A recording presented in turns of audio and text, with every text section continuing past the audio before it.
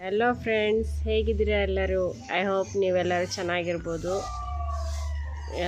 ಇವತ್ತೇನಪ್ಪ ವಿಷಯ ಅಂದರೆ, ಮೊನ್ನೆ ನಾವು ಡ್ಯಾನ್ಸಿಗೆ ಹೋಗಿದ್ವಲ್ಲ, ಅಲ್ಲಿ ಒಂದು ನಾಟಕ ಮಾಡಿದ್ರು, ಅಂದರೆ ಡ್ರಾಮಾ ಸ್ಕ್ರಿಪ್ಟ್. ಅಲ್ಲಿ ಇದು ಸೈನಿಕರ ಬಗ್ಗೆ, ನಮ್ಮ ಸೈನಿಕರ ಬಗ್ಗೆ ಒಂದಷ್ಟು ಚೆನ್ನಾಗಿ ಇದು ಮಾಡಿದ್ದಾರೆ.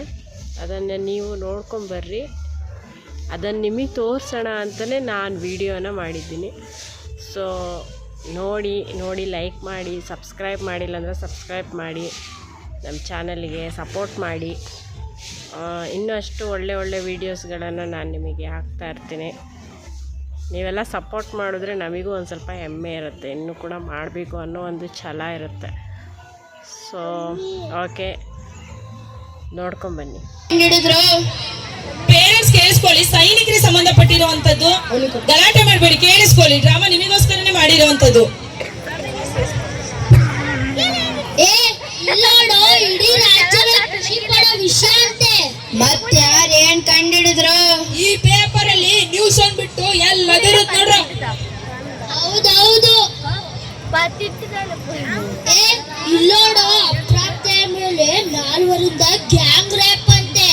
ಸುದ್ದಿ ಮಾಡಿದ್ದು ಹೇಳಿದ್ದು ಅಲ್ಲ. ಸ್ವಲ್ಪನಾರು ಕನಿಕರ ಬೇಡ ಅವರಿಗೆ. ನೋಡ್ಬೇಕು ಅವ್ರ ಖುಷಿ. ಆ ಸುದ್ದಿನ ನಮ್ಮನೆಲ್ಲೂ ನೋಡ್ತಿದ್ದೆ. ಕೈತನ ಸ್ಟೋರಿ ನೋಡಕ್ ಹೆಂಗ್ ಚಂದ ಆಗುತ್ತಾ.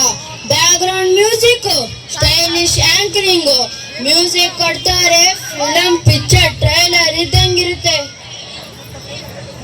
ಇಲ್ಲೋಡು, ಸೇನಾ ಹೆಲಿಕಾಪ್ಟರ್ ದುರಂತದಲ್ಲಿ ಸೇನಾ ಮುಖ್ಯಸ್ಥನು ಸೇರಿ ಸೇನಾ ಹೆಲಿಕಾಪ್ಟರ್ ಬಿದ್ದು 13 ಜನ ಸತ್ತಿದಾರಂತೆ. ಅವ್ರು ಸಾಯೋದ್ ಕಾಮನ್ ಬಿಡು.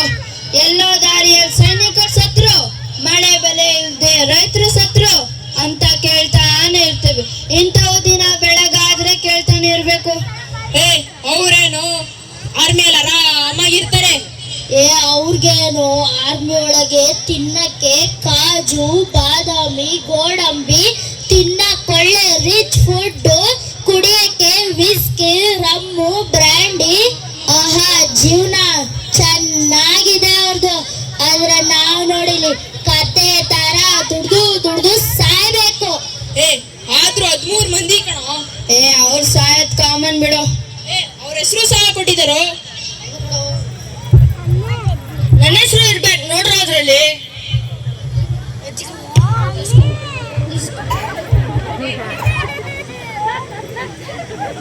ಯಾವಾಗ ಬಂದು? ನಮ್ ಸೈನಿಕರು ಸಾಯೋದು, ಪ್ರಾಣ ತ್ಯಾಗ ಮಾಡೋದು ನಿಮಗೆ ಕಾಮನ್ ವಿಚಾರ, ಬೋರಿಂಗ್ ವಿಚಾರ ಆಗಿದೆಯಲ್ಲ. ಹಂಗಲ್ಲೋ, ನೀ ಬರ್ತೀಯಾ ಅಂತ. ನೋಡು, ನೀವಿಲ್ಲಿ ಕುತ್ಕೊಂಡು ನಾವು ಅಲ್ಲಿ ಹೆಂಗೆ ಬದುಕ್ತೀವಿ ಅಂತ ಅಂದಾಜು ಮಾಡ್ಕೊಳಕ್ ಆಗಲ್ಲ. ಏನು ಕಾಜು ಬಾದಾಮ?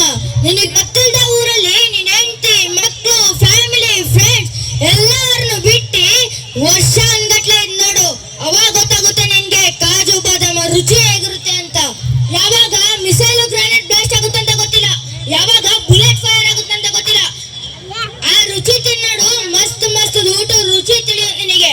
-50°C ನಲ್ಲಿ ಸಿಹಿಯ ಜೋಳ ನಿಂತಿರ್ತೀವಿ ನೋಡು, ಅವಾಗ ಗೊತ್ತಾಗುತ್ತೆ ನಿನ್ಗೆ ಈ ಬ್ರ್ಯಾಂಡಿ, ವಿಸ್ಕಿ ಕುಡ್ತನ್ ಮಜಾ ಗೊತ್ತಾಗುತ್ತೆ ನಿನಗೆ. ಈ ಜ್ಞಾನಪೀಠ ಪಡೆದಂತ ಮಹಾನ್ ವ್ಯಕ್ತಿಗಳಿಂದ ಹಿಡಿದು ಭ್ರಷ್ಟಾಚಾರ ಮಾಡೋ ಲೋಫರ್ ನನ್ನ ಮಕ್ಕಳವರೆಗೂ ಕಾಯ್ತೀವಿ.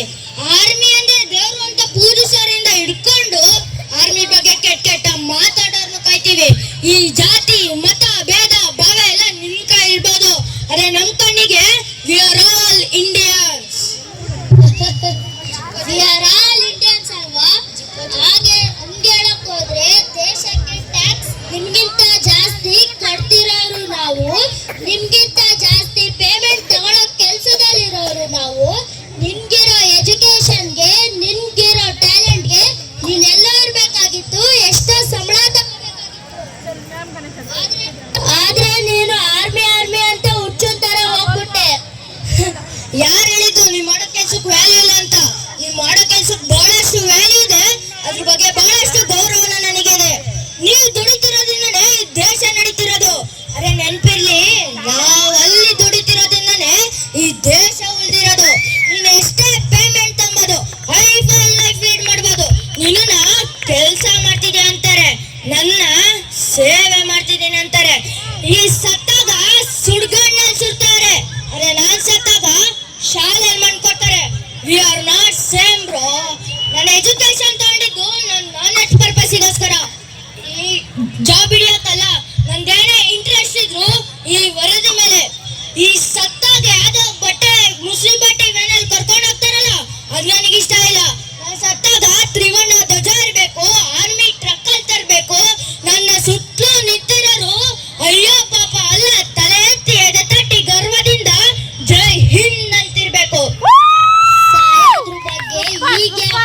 ಮಾಡ್ತೀಯೋ ಬಿಡ್ತು ಅನ್ನೋ. ನಮ್ ದೇಶದಲ್ಲಿ ಯುದ್ಧದ ವಾತಾವರಣ ನಡೀತಿರುತ್ತೆ. ಈ ಕಡೆ ಪಾಕಿಸ್ತಾನದವರು, ಈ ಕಡೆ ಚೈನಾದವರು ಎಷ್ಟೋ ಕಿಲೋಮೀಟರ್ ಒಳಗೆ ನುಗ್ಗಿದ್ದಾರಂತೆ. ಅಲ್ಲಿ ತನಕ ಏನ್ ಮಾಡ್ತಿದ್ದೆ? ಬೇಷ್ ಆರ್ಮಿ. ಏ ವಾಟ್ಸಪ್ ಯೂನಿವರ್ಸಿಟಿ ಮಗುವೆ, ನಮ್ ಗಡಿಯೊಳಗೆ ನುಸ್ಲೋದಲ್ಲ ಅಂತ ಯೋಚನೆ ಮಾಡಕ್ಕೂ ವೈರಿಗಳು ಭಯ ಪಡ್ಬೇಕು ಅಂತ ಗಡಿ ಮತ್ತು ಭದ್ರತೆ ನಮ್ದು. ಈ ಗುಜರಾತ್ ರಾಜಸ್ಥಾನ ಹುಟ್ಟೋ ಮತ್ತು ಮುಳುಗೋ ಸೂರ್ಯ ಕೇಸರಿಯ ಬಣ್ಣವಾಗಿ, ಕಾಶ್ಮೀರ ಮತ್ತು ಹಿಮಾಚಲ ಪ್ರದೇಶದಲ್ಲಿ ಬಿಡೋ ಬಿಳಿಯ ಬಣ್ಣವಾಗಿ,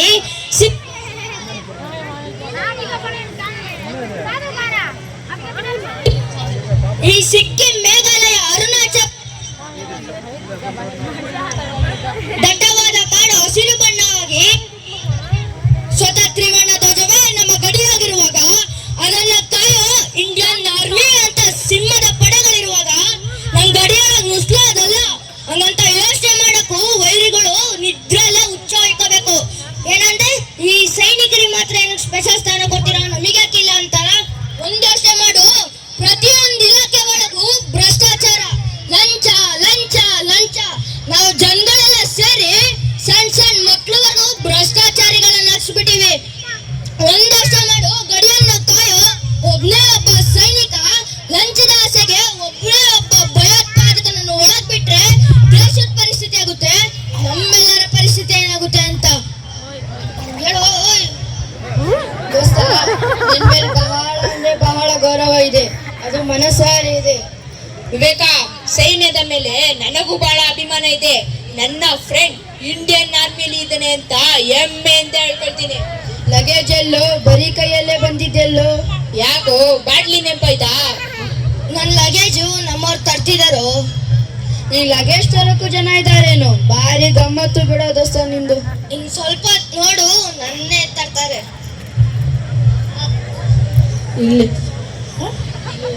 ಇರ್ಲಿ ಇರ್ಲಿ ಸರಿ, ಮನೆಗೆ ಹೋದ್ಯೋ ಇಲ್ಲ ಹೆಂಡತಿ ಮುಖ ಮಕ್ಕಳು ಮುಖ ನೋಡಿದ್ಯೋ ಇಲ್ಲ ಇಲ್ಲೇ ಟೈಮ್ ವೇಸ್ಟ್ ಮಾಡ್ತಿದ್ಯೋ? 6 ತಿಂಗಳಾದ್ಮೇಲೆ ಇವತ್ತೇ ಬರ್ತಿದ್ದೀನೋ? 4 ತಿಂಗಳು ಇರ್ಬೇಕಲ್ಲ, ಚೆನ್ನಾಗಿದ್ದಾನಲ್ಲ? ಅವನಿಗೇನೋ ಕಮ್ಮಿ ಆಗಿದೆ, ಆರಾಮಾಗಿದ್ದಾನೆ, ರಾಜ ಇದ್ದಂಗಿದ್ದಾನೆ. ಫಸ್ಟ್ ಹೋಗಿ ಹೆಂಡತಿ ಮಕ್ಕಳು ಮುಖ ನೋಡೋಗು. ನೋಡ್ಬೇಕು ಕಣೋ, ಕೈಯಲ್ಲೇ ತಾರ್ಸ್ಬೇಕು, ಶಾಲೆ ಕಳ್ಸ್ಬೇಕಂತ ಬಹಳ ಆಸೆ ಇತ್ತು. ಇತ್ತು ಅನ್ನಕ್ಕೆ ಇವಾಗ ಏನಾಗಿತ್ತು? ಹೋಗು ಫಸ್ಟ್ ಮನೆಗೆ ಹೋಗು. ವಿವೇಕ, ಸಾರಿ ಕಣೋ. ಇನ್ಮೇಲೆ ಯಾವತ್ತು ಸೈನ್ಯದ ಮೇಲೆ ಹಗುರವಾಗಿ ಮಾತಾಡಕ್ ಹೋಗ್ಬಿಡ್ರಿ ಕಣ್ರೋ, ಪ್ಲೀಸ್ ಕಣ್ರೋ. ಮುಂದೊಂದ್ ದಿನ ನಾನ್ ಸತ್ತ ದಿನನೇ ಬರುತ್ತೆ, ಅವತ್ತು ಹಿಂಗೆ ಮಾತಾಡ್ತೀರಾ. ಆ ದಿನನೂ ದೂರ ಇಲ್ಲ. ಅಕಸ್ಮಾತ್ ನಿಮ್ ಗೆಳೆಯ ನಾನ್ ಸತ್ತ ಸುದ್ದಿ ಬಂದ್ರೆ ನಮ್ಮ ಮನೆ ಒಳಗ ಅಳ್ತಾ ಕೂತಿರ್ತಾಳಲ್ಲ ನಮ್ಮ ಅವ್ವ, ಹೋಗ್ ಹೇಳ್ರಿ, ಅವ್ವ ಏನು ಕಲ್ತ್ಯಾ, ನಿನ್ ಮಗ ಗಂಡಸ್ರಂಗೆ ಎದೆ ಕುಂತೈತಿ ಬೆನ್ನಿಗಲ್ಲ ಅಂತ. ಹೋಗ್ ನಮ್ಮ ಅಪ್ಪಂಗೆ ಹೇಳ್ರಿ, ಏ ಅಪ್ಪ ಏನು ಕಲ್ತ್ಯಾ, ನಿನ್ ಮಗ ಯುದ್ಧ ರಂಗದಲ್ಲಿ ಮುಂದೆ ಹೆಜ್ಜೆ ಇಟ್ಟಿದ್ದಾನೆ, ಹಿಂದಲ್ಲ ಅಂತ. ನನ್ ತಮ್ಮಂಗೋಗಿ ಹೇಳ್ರಿ, ಏ ತಮ್ಮ ಯಾಕೆ ಕಲ್ತ್ಯೋ, ನಿನ್ನು ಮತ್ತೆ ನಿಮ್ಮ ಅಣ್ಣ ಚಿಕ್ಕ ವಯಸ್ಸಲ್ಲಿ ನಿಮ್ಮ ಅಪ್ಪ ಬೈಕ್ ಸಾರ್ವಾಗಿ ಜಗಳ ಆಡ್ತಿದ್ರಲ್ಲ, ಆ ಬೈಕ್ ನಿನಗೆ ಪರ್ಮನೆಂಟ್ ಆಗ್ಬಿಟ್ಟವನು ಅಂತ. ಹೋಗ್ ನನ್ ತಂಗಿಗೆ ಹೇಳ್ರಿ, ಅವ್ವ ತಂಗಿ, ನಿನ್ ಜೊತೆ ತುಂಟಾಟ ಆಡ್ತೀನಲ್ಲ, ಜಗಳ ಆಡ್ತೀನಲ್ಲ ನಿನ್ನ ಅಣ್ಣ, ಅವ ಚಿರ ನಿದ್ರೆ ಜಾರ್ದ ಅಂತ. ಹೋಗ್ ನನ್ನ ಹೆಂಡತಿಗೆ ಹೇಳ್ರಿ, ಬಿಡ ನನ್ನ ಹೆಂಡತಿಗೆ ನನ್ನ ಮಗ ಹೇಳ್ತಾನೆ. ಮತ್ತೆ ನನ್ನ ಭಾರತ ಮಾತೆಗೆ ನನ್ನ ನಮನವನ್ನು ಸಲ್ಲಿಸೋದ್ ಮರಿಬೇಡ್ರಿ. ಮತ್ತೆ ನನ್ನ ಭಾರತ ಮಾತೆಗೆ ಹೇಳ್ರಿ, ಯೇ India don't CRY, I am A soldier, born to die.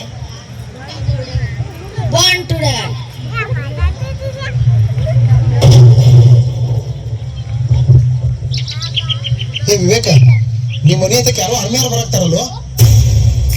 ವಿವೇಕ ಎಲ್ಲದು? ನಡೆ ಮನೆ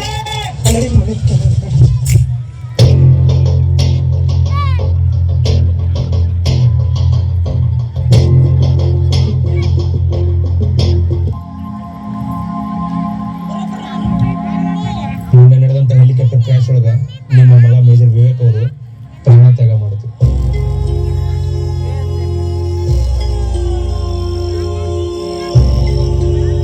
ನೀವು ಕೊರೋನಾ ಅಂದ್ರೆ ಅವ್ರ ದೇಹ ಕೂಡ ನಮಗೆ ಸಿಗಲಿಲ್ಲ.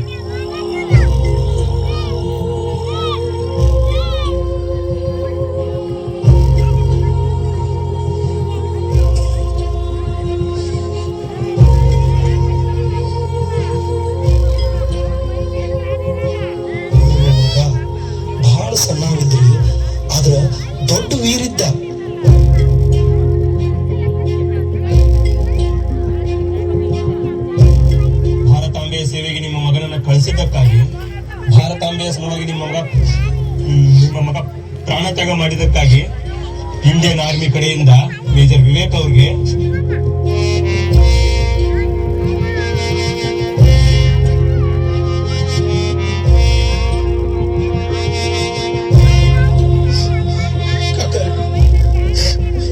ಬೇಜಾರು ಮಾಡ್ಕೊಳಕ್ ಹೋಗ್ಬೇಡ್ರಿ ಕಾಕ.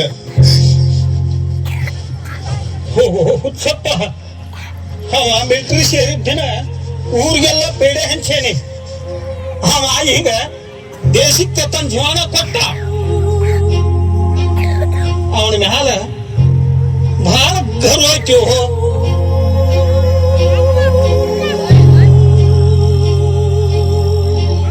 ನಮ್ಮ ಮನ್ಯಾಗ ಇನ್ನೊಂದು ಹುಲಿ ಹುಟ್ಟೈತಿ, ಅದನ್ನು ಆರ್ಮಿಗೆ ಸೇರಿಸ್ತೀನಿ.